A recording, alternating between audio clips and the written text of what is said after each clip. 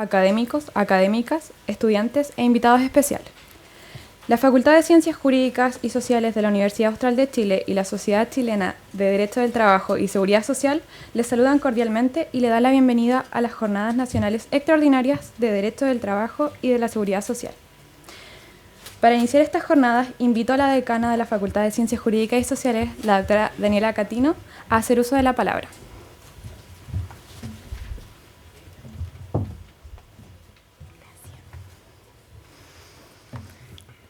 Muy buenas tardes a todas, a todos quienes nos visitan para asistir a estas jornadas extraordinarias nacionales de Derecho del Trabajo y Seguridad Social. Quiero saludar muy especialmente a la presidenta de la sociedad, Jenny Pinto, y a la vicepresidenta, Rocío García de la Pastora, y agradecerles muy especialmente el haber insistido en que Valdivia fuera la ciudad, ¿no es cierto?, y la Universidad Austral, la casa en que estas jornadas se realizaran.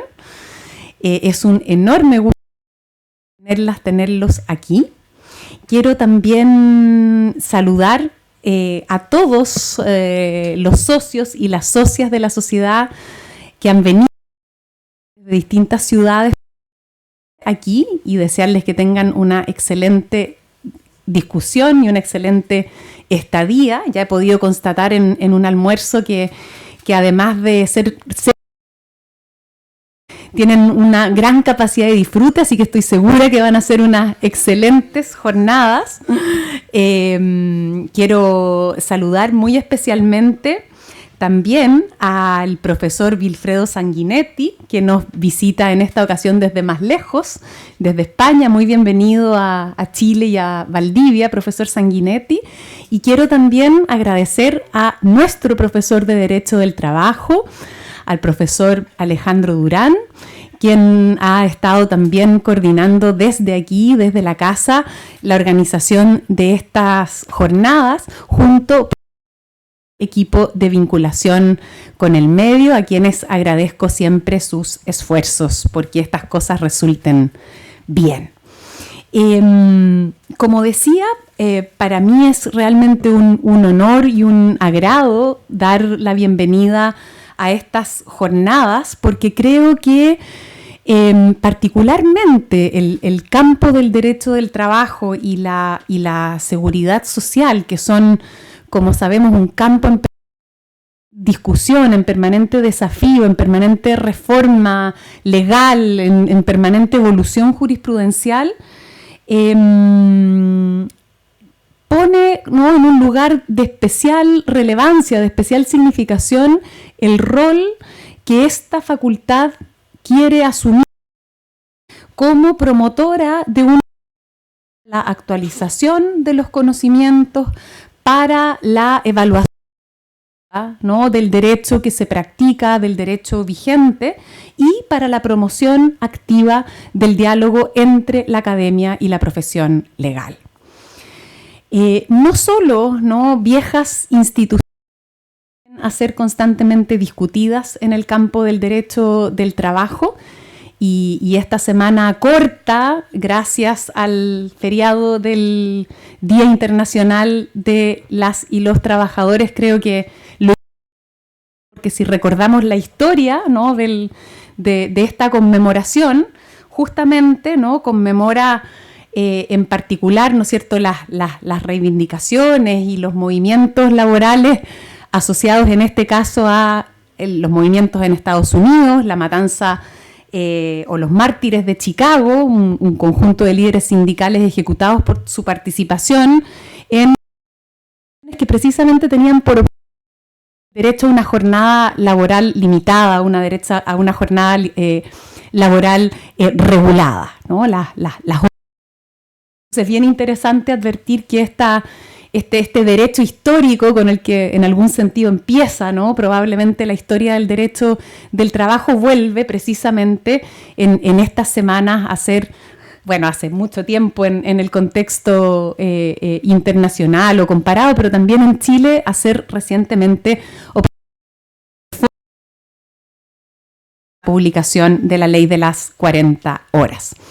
Y creo que estas jornadas y el tema que la cruza, ¿no? Que es de alguna manera el de los desafíos digitales para el derecho del trabajo, Big Data, plataformas digitales,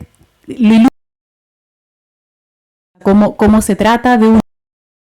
Todas las del derecho probablemente lo son, pero tengo la impresión de que el derecho del trabajo está probablemente, ¿no es cierto?, y desafiado por circunstancias, en este caso tecnológico, mundo actual. Me parece extraordinariamente en esta jornada y me alegra muchísimo entonces poder ser anfitriones de esos debates.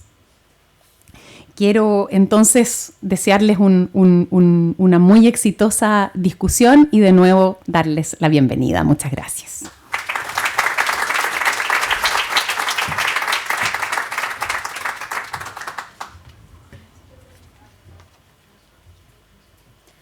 Muchas gracias, decana. Invito ahora a la presidenta de la Sociedad Chilena del Derecho del Trabajo y Seguridad Social, la doctora Jenny Pinto Sarmientos, a entregarnos su saludo.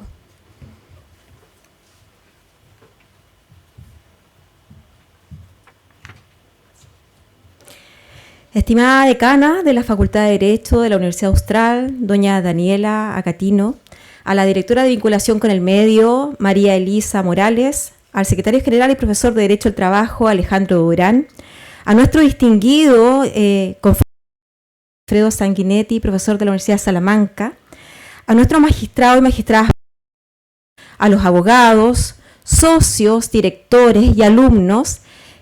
Primero decirles que a nombre del directorio doy la más cordial bienvenida a nuestra jornada extraordinaria del año 2020. En primer lugar, quiero agradecer sobre todo a la Universidad Austral, en especial a nuestro distinguido socio Alejandro Durán, por haber aceptado este desafío, y digo que es un desafío por todo lo que ello implica, pero además no debemos olvidar que no nos hemos reunido en jornada extraordinaria desde el año 2019, agosto del 2019, en la ciudad de Punta Arenas. Y originó, ¿cierto?, con el estallido social, luego con la pandemia, y creo que es importante para nosotros reencontrarnos, ¿cierto?, vernos y poder compartir. Esto es lo que nos hace, ¿cierto?, ser una comunidad tan unida, ¿cierto?, como es el derecho laboral, porque además nosotros cumplimos un rol muy relevante en materias que tienen una importancia trascendental y sobre todo en los temas que hemos ido discutiendo en los últimos acontecimientos que han sucedido en nuestro país, pero también, ¿cierto?, lo que ha sucedido a nivel internacional. Por lo tanto, no debemos olvidar que nosotros somos una sociedad científica que fue formada, ¿cierto?, a fines de la década de 1950, y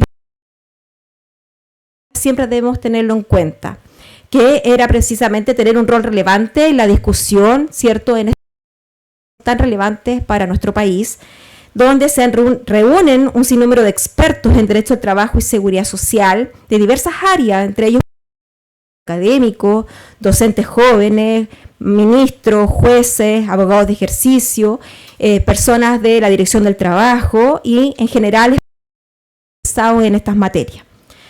Por lo tanto, hoy aquí es importante también destacar la labor que se ha realizado por años en esta sociedad, y por eso creo que es importante también nombrar a todos los que han tenido un rol clave en estas materias. Por ejemplo, Francisco Walker, Héctor Escribar Mandiola, Emilio Morgado, Rubén Mera, Héctor Ruberes, Alfredo Valdés, Luis Lizama, Rafael Pereira, María Loreto Fierro, Rodolfo Como y Hugo Fábrega, que son los anteriores de la sociedad, y creo que es importante destacarlo en el rol que han cumplido, y por lo tanto creo que es necesario siempre una tarea que se realiza de manera y creo que es muy importante la labor que han realizado, ¿cierto?, en estas materias. Hoy nos voy a discutir y ser en el fondo un papel relevante sobre lo que se está discutiendo en el último tiempo, que es precisamente el derecho al trabajo en la era de la tecnología.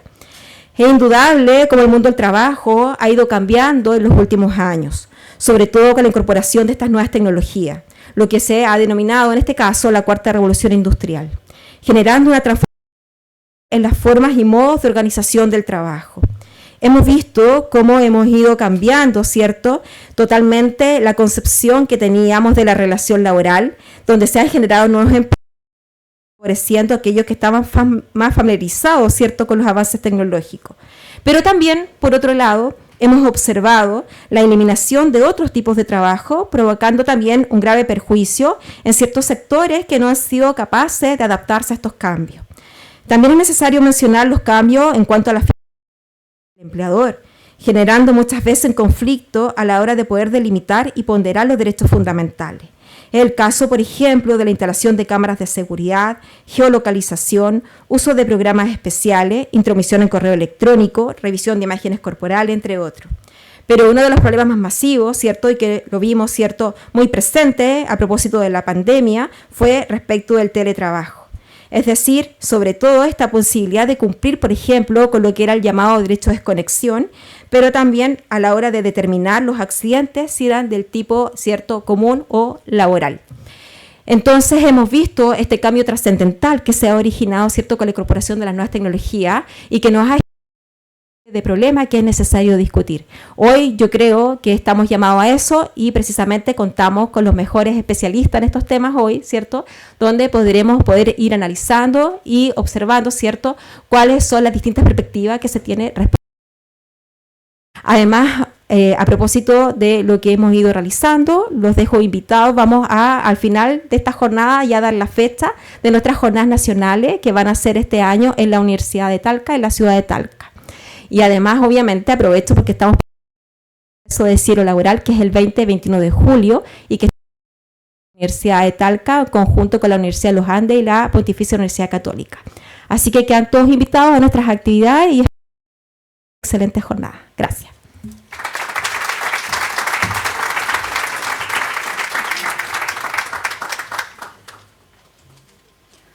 Muchas gracias, doctora Pinto. Las Jornadas Nacionales Extraordinarias de Derecho del Trabajo y la Seguridad Social serán inauguradas en esta ocasión con la conferencia del catedrático de Derecho del Trabajo de la Universidad de Salamanca, en España, el doctor Wilfredo Sanguinetti Raymond, titulada Presente y Futuro del Test de Laboralidad.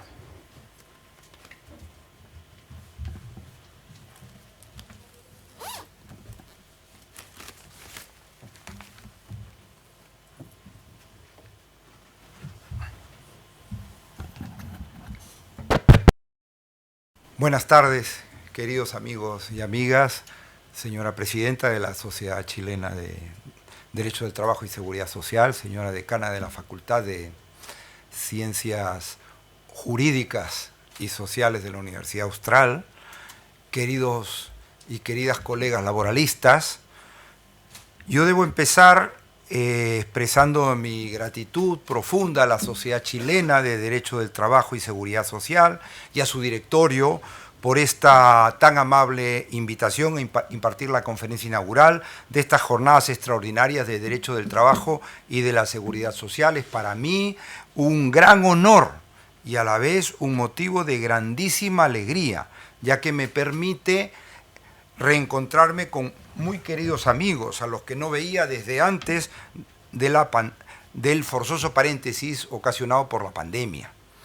Estas jornadas se celebran además en el sur de Chile, donde pude estar hasta en 5 ocasiones con anterioridad, 4 en Concepción y 1 en Puerto Varas, de la mano de la Universidad de Concepción y de mi muy querida y recordada colega y amiga Gabriela Lanata, a quien quisiera dedicar esta conferencia. Ustedes habrán oído que se dedican canciones, se dedican poesías. Yo ni soy cantante, ni soy poeta, soy un laboralista y quiero dedicarle a mi amiga Gabriela esta conferencia. Dicho lo cual, permítame ya que entre en materia porque hay mucho de lo que hablar. Y que entre en materia poniendo en relieve uno de los hallazgos más importantes de la evolución reciente del derecho del trabajo a nivel comparado. Nada más y nada menos. Uno de los hallazgos más relevantes de la evolución reciente del derecho del trabajo a nivel comparado en mi opinión al menos, que se ha producido durante el periodo en que nos vimos sumidos en la pandemia ocasionada por la expansión del virus COVID-19, aunque sus causas provienen de algún tiempo atrás. Este hallazgo se vincula con la herramienta mediante la cual los juristas del trabajo, los laboralistas, acertamos a determinar, particularmente en situaciones dudosas, la presencia de los elementos típicos del contrato de trabajo. Es decir, se vincula con el denominado método de indicios o, como prefiero denominarlo yo, test de laboralidad. Un método cuya utilidad, tanto para resolver los problemas de calificación jurídica como para satisfacer las demandas de protección de la sociedad, se ha visto claramente revalorizada a lo largo de la última etapa. Esta es una revalorización que ha venido de la mano de los desafíos planteados, este es un tema que será objeto de tratamiento a continuación, por la extensión del trabajo a través de plataformas digitales, en algunos casos de externalización online de tareas, pero sobre todo de prestación de servicios fuera de línea u offline, que ha sido objeto, este tipo de trabajo, de pronunciamientos innovadores dirigidos a declarar su naturaleza laboral por las máximas instancias judiciales de varios países, especialmente europeos, entre ellos el Reino Unido, Alemania, España o Francia.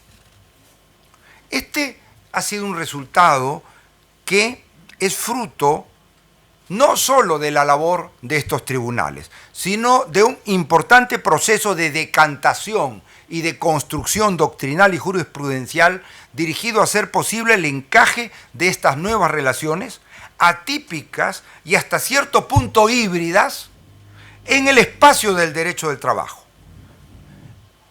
en el cual no solo han emergido elementos de juicio cada vez más claros, acabados y precisos, lo cual ya no es poco, sino que se han producido aportaciones de orden metodológico del mayor interés para la comprensión y la aplicación de cara al futuro del test de laboralidad.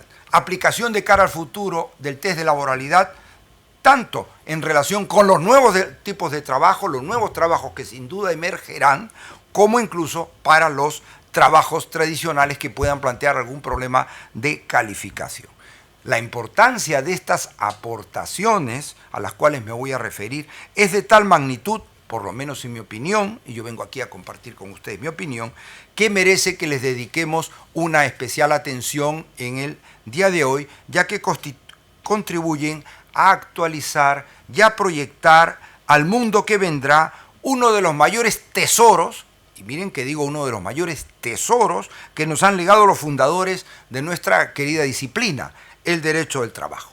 Porque, queridos colegas, debo empezar por decirlo, el método de indicios o test de laboralidad es casi tan antiguo como el derecho del trabajo.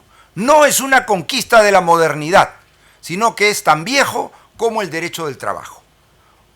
Una de las primeras referencias doctrinales a este método le encontramos nada menos que 100 años atrás, o incluso más de 100, en los trabajos de Ludovico Barassi, segunda edición de su El contratto di lavoro en el diritto positivo italiano, del año 1920.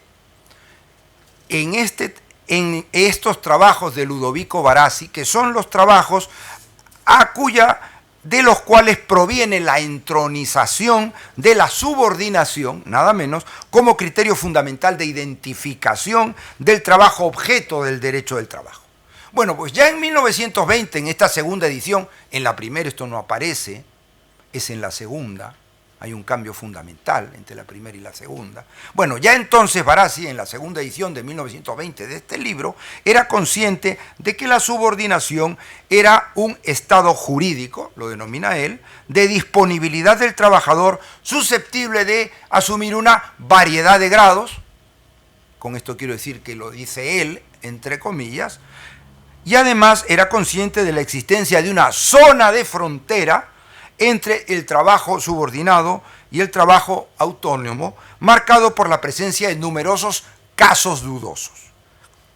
Aún así, Barassi creía ya entonces que precisamente esa elasticidad, plasticidad o flexibilidad de la noción de subordinación era un elemento positivo, porque permitía una más fácil resolubilidad de esos casos periféricos, ya que hacía posible que los jueces procedan a detectar, en función de un sistema de indicios, ya entonces, basado en el examen de las circunstancias concurrentes, aquellos casos en los que la subordinación, aunque muy limitada, existe de todas formas.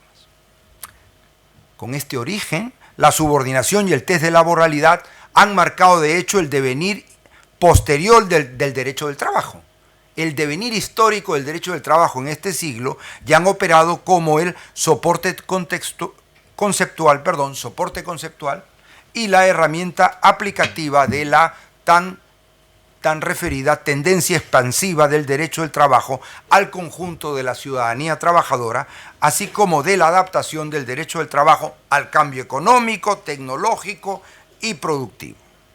Lo cual no significa, naturalmente, que la subordinación y el test de laboralidad no hayan sido objeto de constantes e incluso muy severas críticas.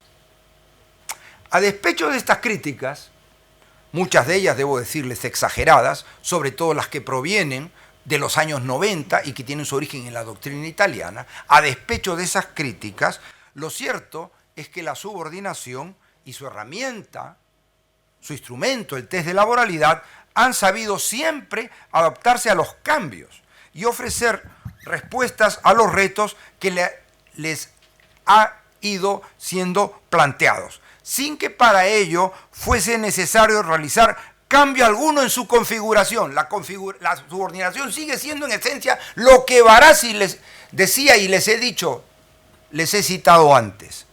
Lo único que se ha producido en este tiempo son modificaciones en la manera o la forma de detectar su presencia.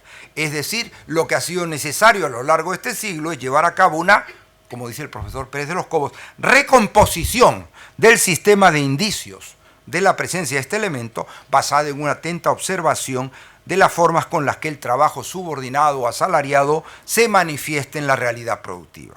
La subordinación y el test de laboralidad han probado así su eficacia a lo largo de un siglo, a despecho de las críticas, demostrando tener no ya una mala salud de hierro, como decía el profesor Pérez de los Cobos, sino más bien una muy probada y clara buena salud. Yo me inscribo en esa línea de los que entendemos que la subordinación ha mostrado su vitalidad, es un concepto vigoroso. Es un concepto vigoroso, pese a todos los problemas de aplicación que plantea, o quizá gracias a ellos. Bueno, ¿cuáles son las razones que explican esta eficacia de la subordinación? Yo me atrevería a decirles que son dos fundamentales. La primera tiene que ver con la propia naturaleza jurídica y no fáctica de esta noción. Es decir, con el hecho de que a través de la subordinación se presta atención a un elemento, a una particularidad que está incluida dentro del contenido de la relación de intercambio entre el trabajador y el empleador, y no a un elemento exterior a esa relación de intercambio, como sucede en el caso de la ajenidad. Ajenidad en el riesgo, ajenidad en el producto, ajenidad en la utilidad patrimonial, son todos elementos externos. En cambio, aquí lo que se hace es extraer de esa relación aquello que la caracteriza y que le es esencial, lo que constituye su esencia, que no es otra cosa que la situación de ausencia de control del proceso productivo, de falta de autonomía para ordenar la propia actividad de quien trabaja. Es más, así entendida, la subordinación opera en realidad no como un elemento aislado de tipificación, que deba ser valorado de manera separada de los demás, como a veces se plantea, sino como una nota alrededor de la cual se reúnen o se nuclean todos los rasgos que identifican el contrato de trabajo. De lo cual extraemos una primera van a ser 5, una primera premisa metodológica fundamental para la detección de la presencia de subordinación. La presencia de subordinación no puede ser apreciada aisladamente, sino en contacto con el conjunto de elementos que integran el vínculo laboral, el conjunto de elementos del vínculo laboral que queremos en cada caso calificar. Bueno, la segunda razón del éxito histórico de la subordinación, de la buena salud de la subordinación, pese a lo problemático de su aplicación, se vincula, en mi opinión, con su flexibilidad. Dado que los poderes que concede el empleador al empleador la subordinación tienen un carácter puramente instrumental, el objeto del contrato no es mandar, el objeto del contrato es disponer de la actividad o la energía del trabajador para los fines que interesan al empleador. Dado que esos poderes son instrumentales, su ejercicio efectivo reviste en los hechos una intensidad variable, pudiendo ser muchas veces más potencial que real. Constatación de la que extraemos una segunda y decisiva premisa metodológica. Como explicaría Mario de la Cueva en su Derecho Mexicano del Trabajo de los años 50 del pasado siglo ya, para determinar si existe subordinación y por tanto, si existe contrato de trabajo, debe atenderse menos a la dirección real cuanto a la posibilidad jurídica de que esa dirección exista. De aquí precisamente la necesidad de deducir de manera oblicua su existencia, si no, no haría falta. De deducir de manera oblicua su existencia recurriendo a una serie de elementos de hecho presentes dentro de la entera economía de la relación que actúan como indicios o como síntomas de la existencia de subordinación por tratarse de circunstancias típicas o características que suelen acompañarla, aunque ninguna de ellas sea por sí sola, como bien sabemos, decisiva. He aquí la razón de ser y el cometido del test de laboralidad, precisamente como herramienta que hace posible esa deducción en los casos difíciles o dudosos. Es más, desde este punto de vista, la forma de operar de los elementos del contrato de trabajo, como hemos visto, reunidos alrededor de la idea de subordinación, se asemeja más a la de un tipo contractual que a la de un concepto jurídico, en la medida en que la determinación de la presencia de este elemento, de la subordinación, no es el resultado de un juicio de subsunción respecto de unos elementos necesarios que vienen definidos de forma cerrada por la norma, sino de un juicio de aproximación o de equivalencia respecto de una realidad que no aparece definida de esa manera en la propia norma, sino solamente descrita de manera abierta. De allí precisamente que las notas distintivas del tipo trabajo subordinado sean abiertas, sean graduables y cobren sentido al ser apreciadas conjunta e interrelacionadamente a través de un juicio de aproximación de las circunstancias del caso a la abstracta reflejada en el tipo.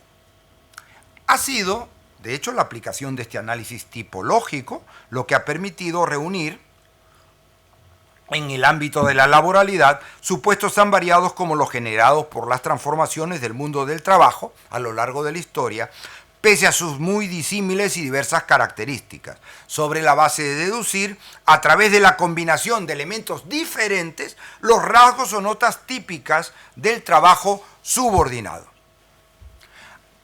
Con todo, la verdadera prueba de fuego, hasta el momento, vendrán más, del test de laboralidad, se produciría con la masiva expansión del trabajo realizado a través de plataformas digitales de prestación de servicios offline, producida poco en el periodo anterior a la pandemia y durante la pandemia.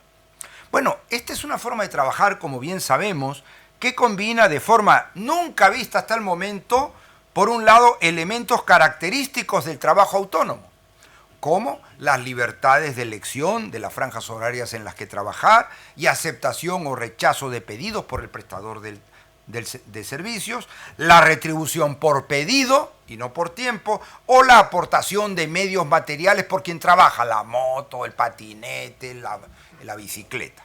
Combina estos elementos típicos del trabajo autónomo con otros elementos típicos del trabajo subordinado, como la organización del servicio y la gestión de los pedidos por parte de la plataforma y no de quien trabaja, la fijación de los precios de los servicios y de las retribuciones a quien trabaja por la plataforma, o la presencia de medios de control sobre el desarrollo de la actividad de quien trabaja, con consecuencias sobre la persona que trabaja o sobre la relación, hasta por 3 vías, por si faltase una, 3 vías distintas.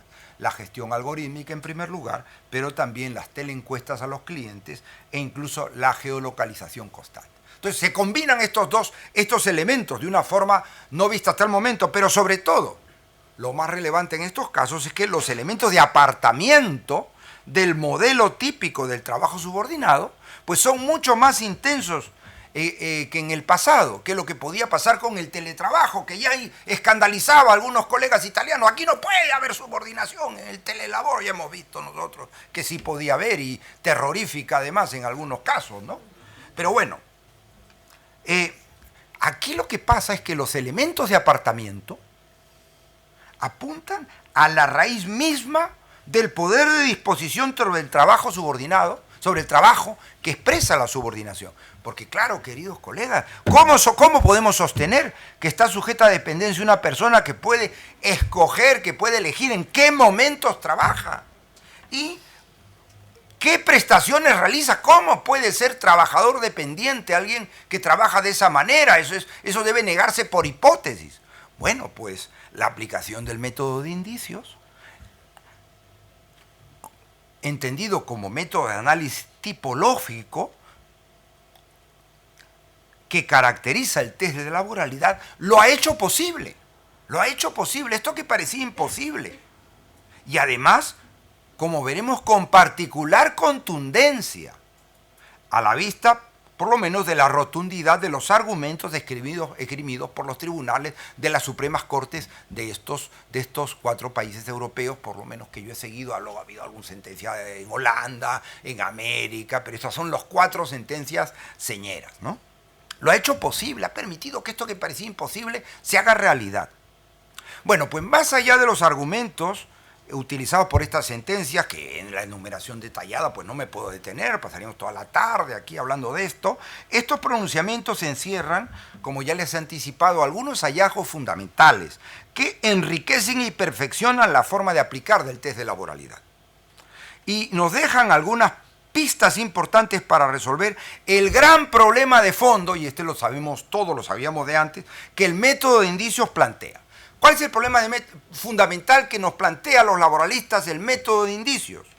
Pues la falta de un criterio de selección de los indicios a priorizar para la calificación en los casos difíciles de calificar, en los casos dudosos, en los que no encontramos una solución clara, no tenemos claramente indicios que nos permitan establecer que esto es una relación de trabajo subordinado o que esta es una relación de trabajo autónomo. Entonces, para eso está el método de indicios, y en esos casos pues no hay un criterio para definir, no estaba definido, tanto que se llegó a decir, ¿no? No, esta es una apelación a la intuición del juez, al voluntarismo, o que la duda favorece al trabajador. Oiga, pero si estamos discutiendo si es trabajador, no podemos plantear la duda aquí, no hay duda posible todavía. Cuando establezcamos que es trabajador nos plantearemos si la duda, ¿no? Pero aquí esa es la discusión. Bueno, pues, bien, esta es la cuestión fundamental. ¿Con qué criterio resolvemos los casos dudosos, difíciles? Bueno, lo primero que estas sentencias dejan claro, vamos poco a poco, es que debemos descartar la consideración aislada de los indicios favorables a la laboralidad de la relación. No basta con recopilar un montón de indicios de laboralidad. Muchos o pocos.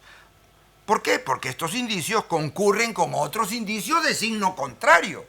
Por tanto, hay que recopilar todos los indicios, de un lado y del otro, agrupándolos en 2 bloques, como si de columnas de una tabla se tratase. Es decir, hay que recurrir a un instrumento que yo le llamo en mis clases la tabla de indicios. Aquí está lo que no es laboral y aquí están los indicios de laboralidad, para hacernos con esa tabla una idea de conjunto de los elementos de juicio que en principio avalan la calificación de la relación desde un lado y desde el otro lado, del lado civil y desde el laboral.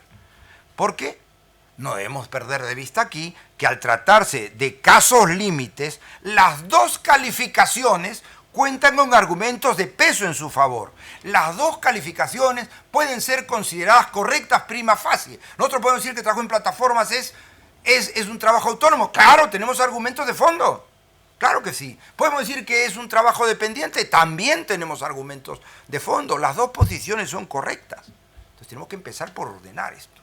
Ahora, una vez satisfecha esta premisa de orden metodológico, la tercera, dentro de nuestro análisis, la cuestión de fondo es, por supuesto, en función de qué argumentos o qué criterios podemos inclinarnos de una forma lógica y racional, no meramente intuitiva, no meramente voluntarista, lógica y racional, jurídica, por una de las dos calificaciones en lisa.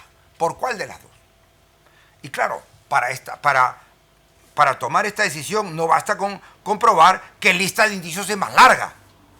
Esta no es una cuestión de puramente cuantitativa, de cuántos indicios hay de un lado o del otro, ¿no? Es una cuestión cualitativa, entre otras razones, porque buena parte de los indicios de laboralidad o de no laboralidad tienen un carácter puramente circunstancial, porque son característicos de un tipo de relación subordinada o autónoma, pero pueden estar presentes en el otro tipo de relación. Por ejemplo, la aportación de medios materiales. Normalmente un trabajador autónomo es quien pone su moto, pero porque alguien ponga una moto, no podemos negar que es trabajador, pudiera ser trabajador. Entonces, ese tipo de elementos no nos valen para definir, o sea que la lista puede ser más larga o más corta, pero esos elementos no nos sirven para tomar una decisión de fondo. Y claro, para llevar a cabo esta operación, porque todo lo que he dicho hasta aquí más o menos lo sabíamos, pero el asunto es qué viene a partir de aquí, cómo decidimos. Bueno, para llevar a cabo esta operación, nos es de especial utilidad la propuesta del profesor Luca Nogler. Luca Nogler es, Carmen lo conoce, o tiene referencia de su trabajo. Luca Nogler es catedrático o profesor ordinario de Diritto del Lavoro de la Universidad de Trento, y es un colega muy valorado en Italia, y él elaboró la propuesta un poco antes de la pandemia de llevar a cabo una aproximación funcional a los elementos o indicios que permiten identificar el tipo trabajo subordinado.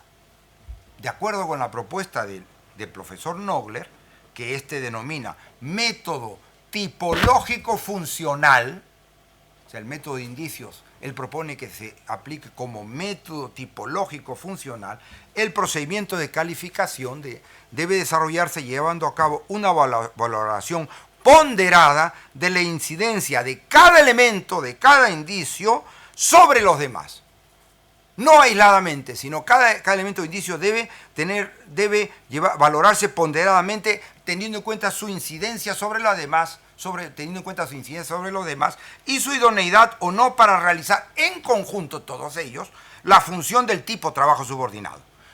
Esto supone que cada elemento o indicio no debe ser apreciado aisladamente, sino en estrecha conexión con todos los demás elementos de la relación, con el fin de identificar el específico rol que cumple ese elemento en el contexto general de la relación. ¿Aporta usted una moto, una bicicleta? Bueno, pues vamos a verlo en el contexto general, no aisladamente qué significa aportar esa moto, ¿no? Puesto que, dice Nogler, elementos diferentes pueden desempeñar la misma función y elementos iguales pueden desenvolver una función diferente según el modo como se relacionan con otros elementos del vínculo. Trasladado a nuestro caso, lo anterior supone que no bastará con afirmar la concurrencia, incluso abundante, de indicios de un tipo, de un lado, si no conseguimos ofrecer una explicación convincente de la simultánea presencia de indicios del otro lado. Porque si esto es así, si afirmamos elementos de un lado, pero no negamos lo del otro, lo que procederá, o no explicamos lo del otro, es realizar el mismo procedimiento de análisis desde el lado contrario, para ver si por esta vía podemos llegar a un resultado más satisfactorio.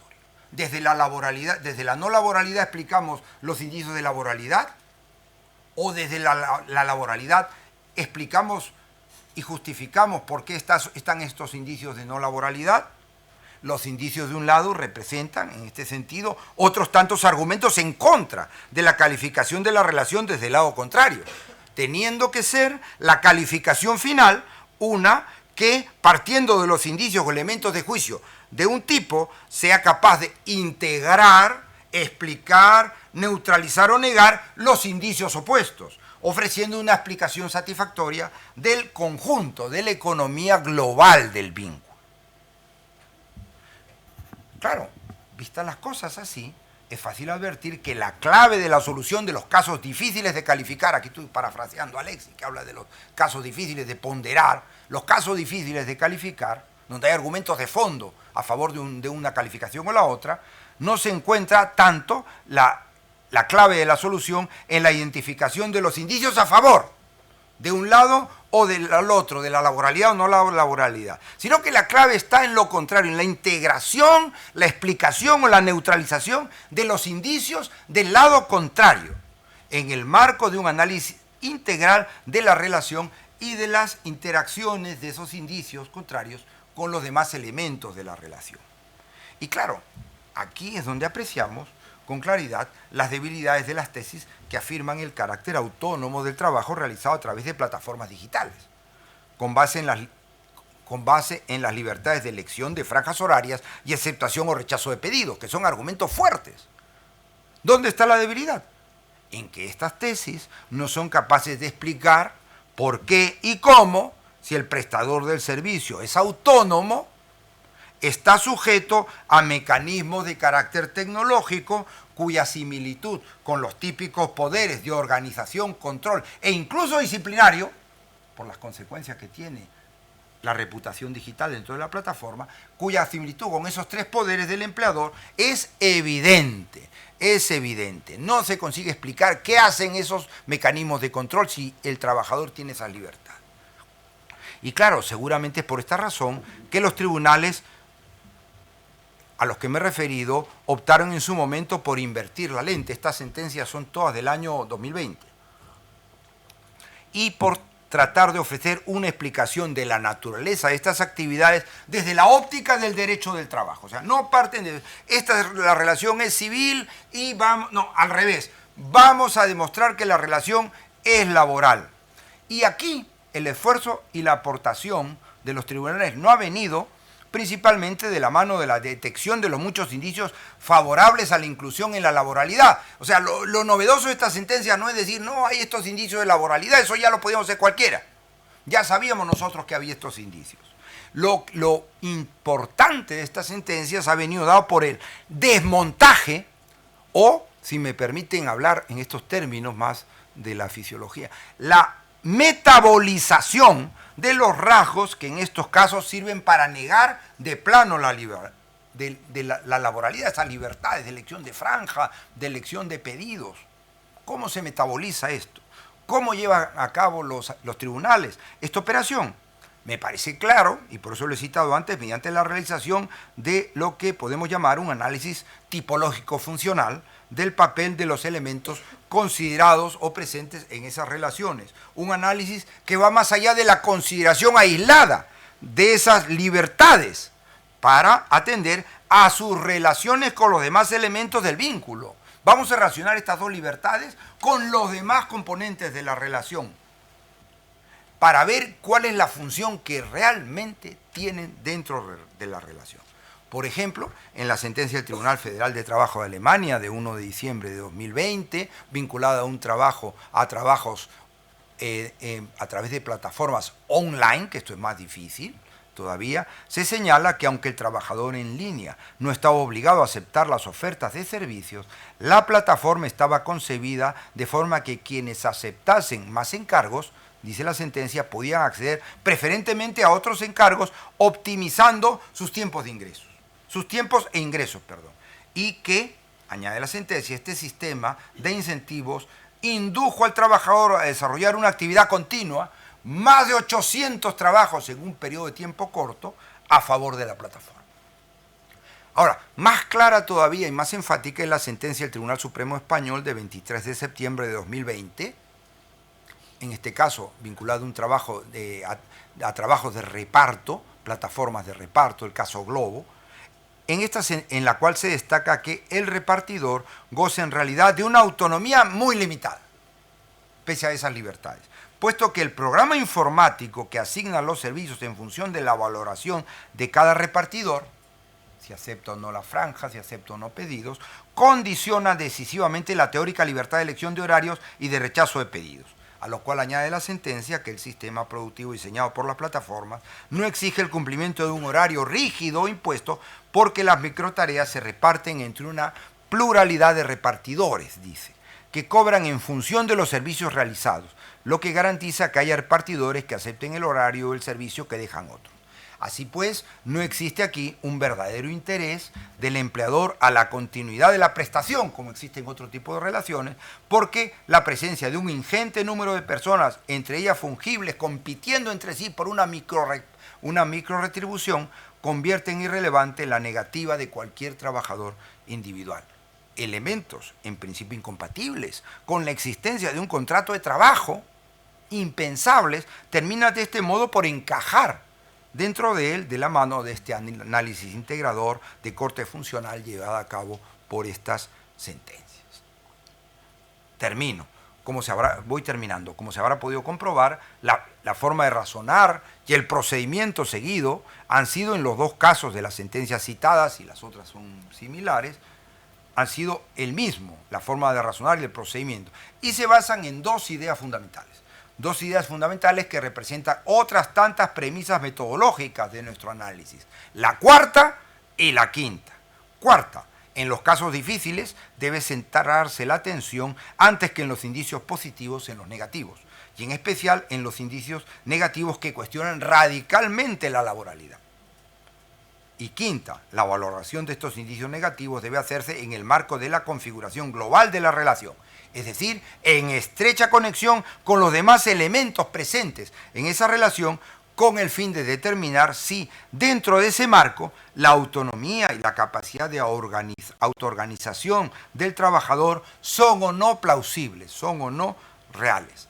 La negación del valor definitorio de las libertades de elección, de horarios y aceptación de pedidos responde así a una apreciación de su rol dentro del singular sistema de trabajo diseñado por las plataformas, que no necesita ya de la presencialidad, no necesita ya de la estandarización propia de las formas clásicas de trabajo asalariado, porque cuenta con otros medios para garantizar la disponibilidad de una amplia base de trabajadores, como el reclutamiento de a un amplio número de personas, el pago de microretribuciones por el estricto tiempo empleado para atender microencargos, o la presencia de intensos elementos tecnológicos de control sobre la relación, incluida la desconexión o el despido.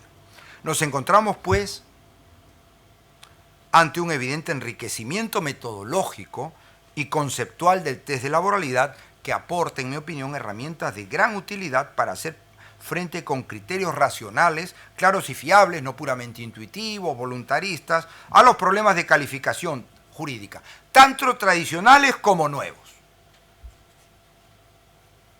Hallazgo fundamental. Permítame, por ello, que concluya citando las 5 premisas metodológicas para la aplicación del test de laboralidad que se desprenden del análisis que he realizado hasta aquí. Resumidamente. 1. Primera, la presencia de la subordinación no puede ser apreciada de forma aislada, sino tomando en consideración todos los elementos que integran el vínculo laboral. Segunda, para determinar la existencia de subordinación debe atenderse, antes que a la presencia de órdenes y controles, a la posibilidad jurídica de que esas órdenes y esos controles existan. Tercera, para resolver los casos difíciles de calificar, debe empezarse por recopilar y agrupar, tabla de indicios, los indicios que apuntan en una u otra dirección, con el fin de hacerse una idea inicial de los elementos de juicio que avalan la calificación de la relación desde una y desde la otra perspectiva. Cuarto, en estos casos la atención debe centrarse, antes que en los indicios positivos de laboralidad, en los que la niegan, y en especial en aquellos indicios que niegan la subordinación de manera radical. Y quinta, estos indicios negativos deben ser valorados en estrecha conexión con los demás elementos presentes en la relación con el fin de establecer, a la luz del entero marco de esa relación, cuál es la función que cumplen esos indicios y si la autonomía que en principio expresan es una autonomía plausible, es una autonomía real o no lo es a la luz de este análisis global. Desde esta perspectiva, el rearme del test de laboralidad se convierte, en mi opinión, en uno de los hallazgos más relevantes y más venturosos del laboralismo durante la pandemia, que está en condiciones, como les dije, de proyectar su influencia benéfica sobre el mundo que vendrá. Muchas gracias, queridos amigos. Aquí termino.